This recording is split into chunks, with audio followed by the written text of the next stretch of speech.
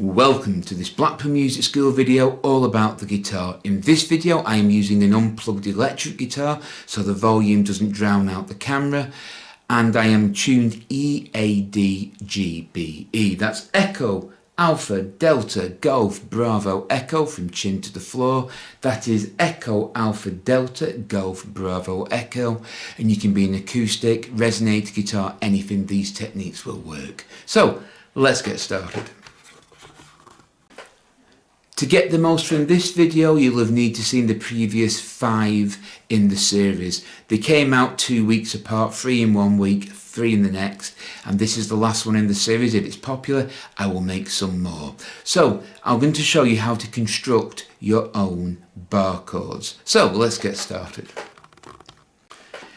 Depending on the dexterity of your hands and the length of your fingers, some will be able to do more complicated bar chords than others, but this is the basics in a nutshell. This here is the nut. This white thing here is yours, maybe black. Mine's made of plastic, some are made of stone, some are made of bone. Makes no difference. Think of that as the nut, or 0 fret. 1, 0 fret, because when you strum it, it's a note, isn't it? Think of that as 0 fret or the nut. So if you were to play an E chord, you will notice everything's in relation to the nut there. An E chord, an A minor chord, an A chord.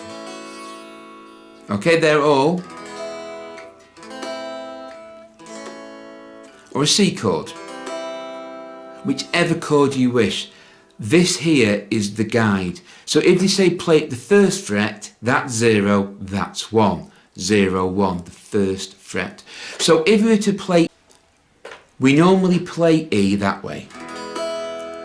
All you have to do to make it a bar chord is remember where it is in relation to that. So all we do is play it now with those 3 fingers. And if we slide it up 1, this finger becomes that nut. Here, slide it up 1, that's what that becomes. That there is that. So whatever you play in relation to the chord, this is that. So that is now an E movable chord. We're now in F because it gets its name from the 2 outer strings, whatever note that is that. So all you got to remember is this nut here is 0 fret and your finger is reproducing that, and however far the chords are away from that, the fingers, the strings you're playing, you just bear that in mind. This first finger, your pointy finger, becomes that. So if we were to do an A minor shape like that and slide it up 1, this finger is that. A minor. Yeah, that's all it is. This gets its name from whatever note is played on the A string. If we were to play it at the 2nd fret, that would be B minor, Bravo minor, because that note is there. If we were to take the E minor shape, you normally play it like that with those 2 fingers. Play it with those 2. Slide it up 1, that finger becomes that. You'll notice there's a gap there. If you play it there, there's a gap. Slide it up 1, still leave the gap. That's F minor now. F minor because it gets its note from the string nearest your chin or the floor. That is an F note, F minor. So as you can see, you can construct bar chords with any chord you want. The only limitation is the length of your fingers and how dexterous you are. So to make anything a bar chord, all you got to remember is this first finger becomes that nut, and however far the chords are away from the nut, you just reproduce with that as your bar. And that's basically all bar chords are. You can use it on any chord you wish. You just need to be able to mimic the bar with the first finger. So now you know the basics of how to construct your bar chords. The main thing is when you move upwards, it's the chromatic scale, not the major minor scale. So every note you move is chromatically. So if you started off in C, it'd be C, C sharp, D, D sharp, E, F, F sharp, G, G sharp, A sharp, B, B, C. And obviously some chords have two names. So you're not moving up scales, you're moving up degrees of notes. So basically, if you were to do the the E shape at the first fret, that is F. Slide it up one, F sharp or G flat. Third fret, G major. Fourth fret, G sharp or A flat. Fifth, A. Sixth, A sharp or B flat. Seventh, B. Eighth, C. Remember, there's no sharp or flat between B and C, the same as E and F, there's no sharp or flat.